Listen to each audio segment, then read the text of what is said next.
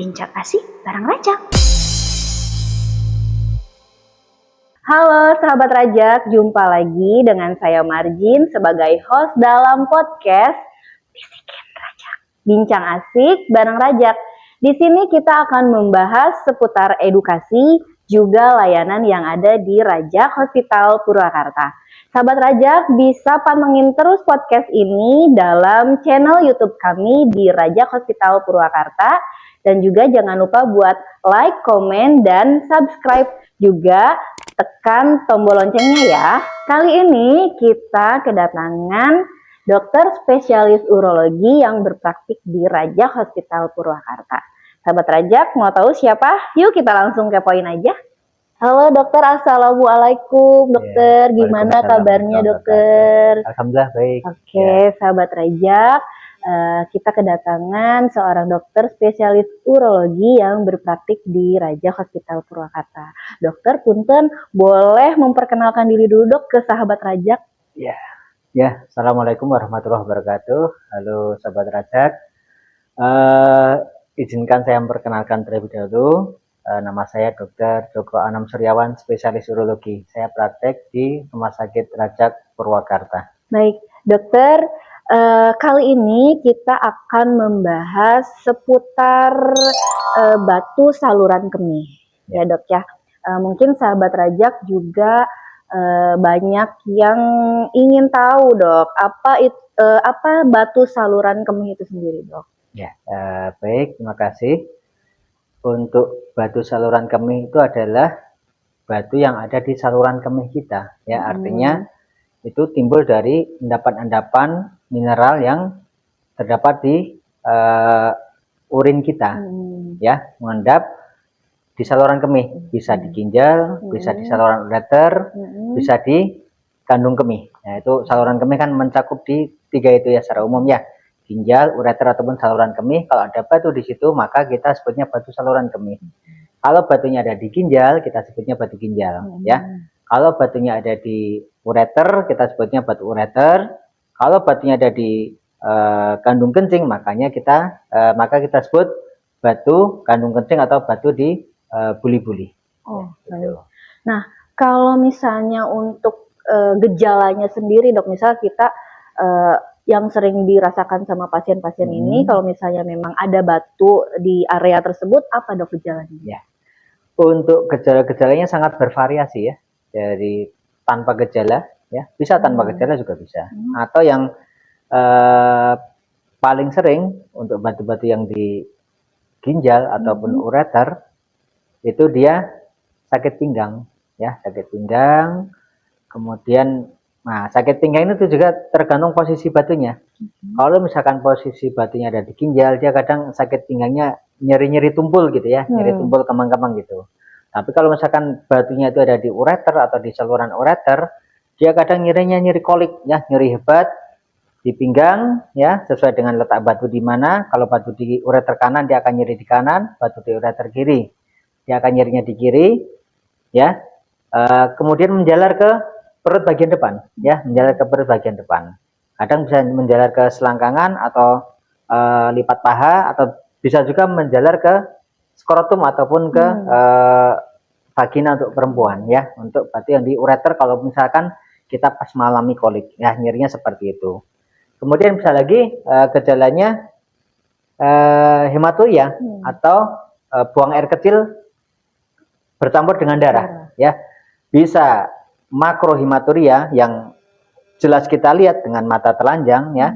Bisa juga dengan namanya mikrohematuria yang kita tidak bisa melihat dengan mata telanjang, harus diperiksa dengan mikroskop ya. Urinnya kita ambil, kemudian kita periksa di mikroskop, nanti akan kelihatan eritrosit ya, namanya mikrohematuria. Kemudian bisa juga gejalanya itu kalau misalkan timbul infeksi ya. Nah, bisa juga batu menyebabkan infeksi saluran kencing ya. Nanti bisa dia demam ya. Ada juga gejala demam kalau misalkan dia sudah menimbulkan infeksi di saluran kencing. Jadi generalnya sih nyeri ya. Nyeri ya, yang paling sering nyeri dan hematuria ya. Hematuria. BAK bercampur dengan darah. Bercampur dengan darah ya. Baik dokter. Nah, kalau pasien-pasien sudah mengalami gejala-gejala tersebut ya dok, apa yang dilakukan selanjutnya? Tindakan apa? Apakah bisa diobati dengan obat saja atau memang kita harus ada tindakan apa gitu dok? Tindakan medis yang lain atau bagaimana? Ya oke. Ya, untuk tindakan tentu kita harus tahu diagnosanya dulu ya. Kita harus tahu dulu diagnosa penyakitnya dulu ya. Kita harus pastikan dulu ini batu atau bukan. Makanya kita lakukan serentetan pemeriksaan ya. Serentetan pemeriksaan untuk ini memastikan batu atau bukan. Dengan apa? Dengan rongsen ya, rongsen atau namanya rongsen perut atau BNO ya. Kemudian dengan USG ya. USG itu sebagai screening kita untuk BNO dan USG sebagai screening untuk adanya batu. Bisa juga lebih lanjut kita periksa saat ini yang lebih jelas kita pakai namanya CT urografi ya, CT scan ya, CT scan. Tapi kita mau khususkan ke bagian saluran kencing namanya CT urografi ya. CT urografi bisa dengan kontras, bisa tanpa kontras. Nah, nanti akan kelihatan ini batu atau bukan ya. Satu. Yang kedua, ukuran batunya berapa ya. Nah, ukuran batu ini juga akan menentukan nanti tindakan selanjutnya apa ya. Terus posisi batunya ada di mana ya. Apakah ada di ginjal? Ginjal pun ada di mana? Apakah ada di pilumnya atau ada di kalik inferior ya, bagian bawah, atau dia batunya ada di ureter atau ada di kandung kencing. Itu juga akan membedakan perlakuan kita selanjutnya.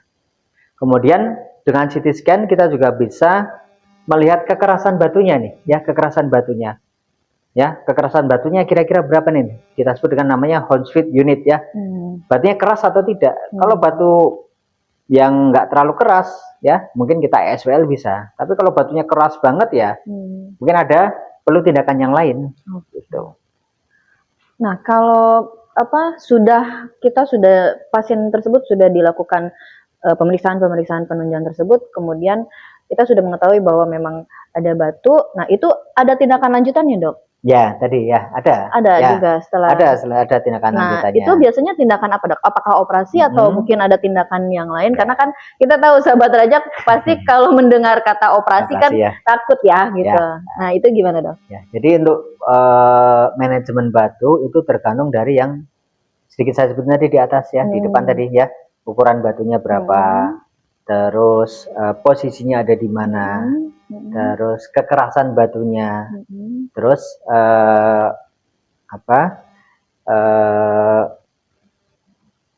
keluhan dari pasien juga apa ya, atau fasilitas yang kita punya di fasilitas kesehatan itu apa ya, itu juga akan menentukan kita mau memakai manajemen apa untuk kedepannya.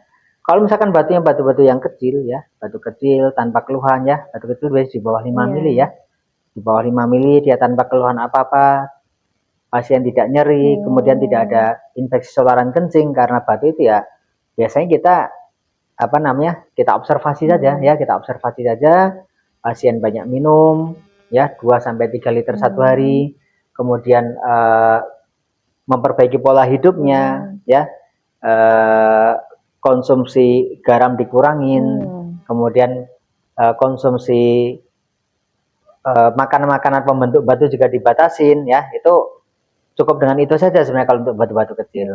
Kemudian kalau batu yang lebih besar lagi ya, untuk ukuran-ukuran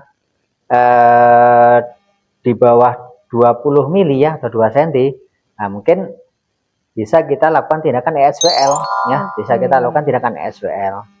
Jadi tindakan ESWL ini adalah tindakan yang non-invasif. Dia tindakan tanpa operasi, tanpa pembedahan, tanpa pembiusan, dan bisa dilakukan rawat jalan. Ya, dilakukan rawat jalan untuk ESWL ini. Jadi relatif sangat nyaman untuk pasien ya, untuk tindakan ESWL ini.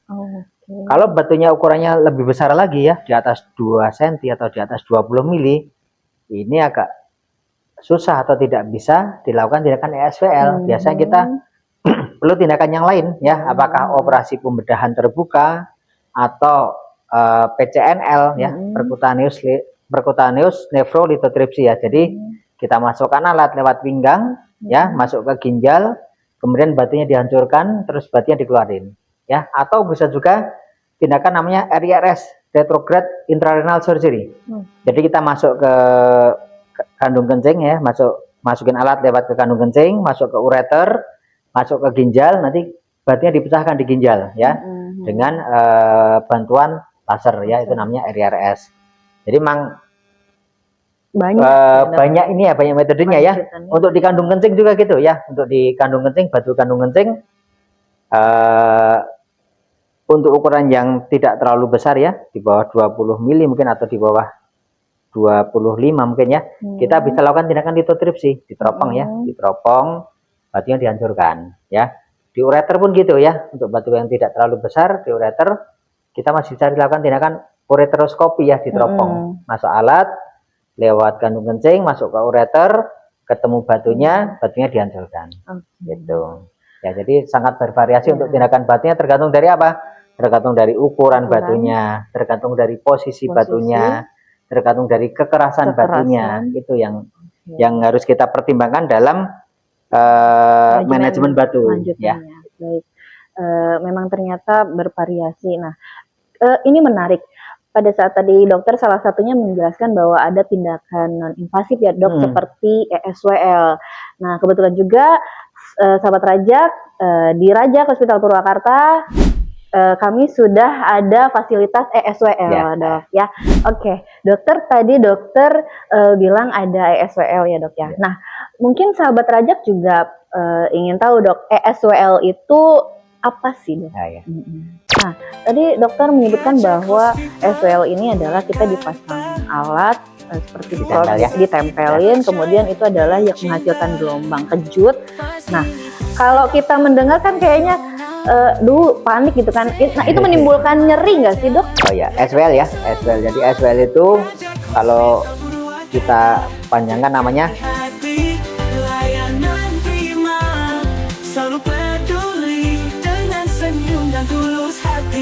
untuk sehat kita semua di sini di Rajak Hospital.